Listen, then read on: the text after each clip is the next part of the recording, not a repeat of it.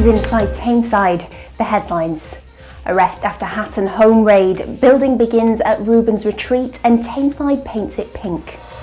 From the heart of Tameside, Ashton, Hyde, Staley Bridge, Denton, Duckenfield, Bordenshaw, Droylsden, Mossley. This is Inside Tameside with Anna Fletcher and Mark Phillip.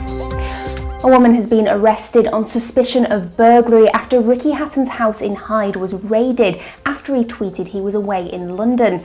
Police are continuing to appeal for witnesses this week after a large amount of cash and 2 Rolex watches were stolen from the former world champion boxer's home between January the 30th and February the 2nd. Anyone with information is asked to contact police on 101. Building work to create the facility that will become Reuben's retreat began this week after 2 years of fundraising. The property in Glossopdale is being renovated into a place where families can go to receive respite care as well as bereavement counselling. Phase 1 of the build will take around 10 weeks to complete and will eventually become the counselling support centre.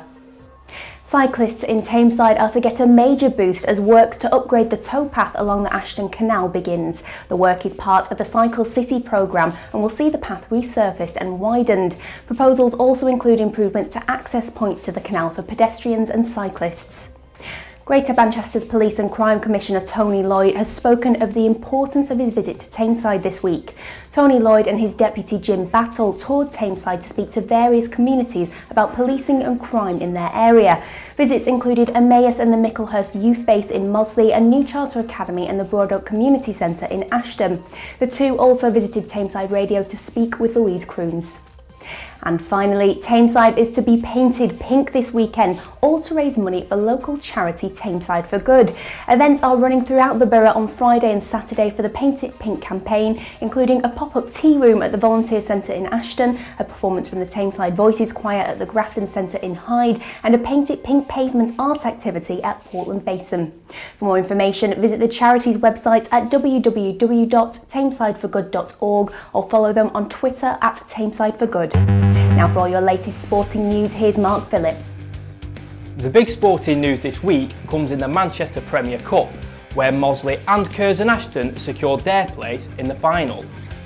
The Lily-Whites faced Earlham on Tuesday evening and left the field of play with a 4-0 win. Goals during the fixture came from Tom Dean, Tom Pratt and a brace from Mike Fish. Meanwhile, Curzon had a rocky ride to the final against Evo Stick First Division North side Radcliffe Borough.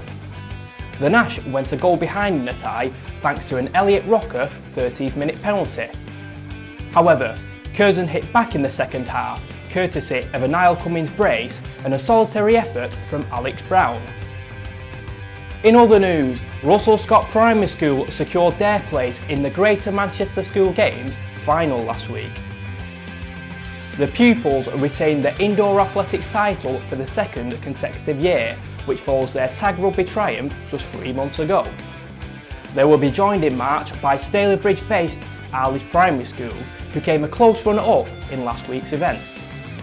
As always, you can catch me on Tameside Radio tonight from 6 until 7 PM, where I'll be joined in the studio by strength and conditioning coach Chris Glover. I'll also be previewing the weekend's football and rugby fixtures. As always, you can read all these stories and more in this week's edition of the Tameside Reporter and Glossop Chronicle.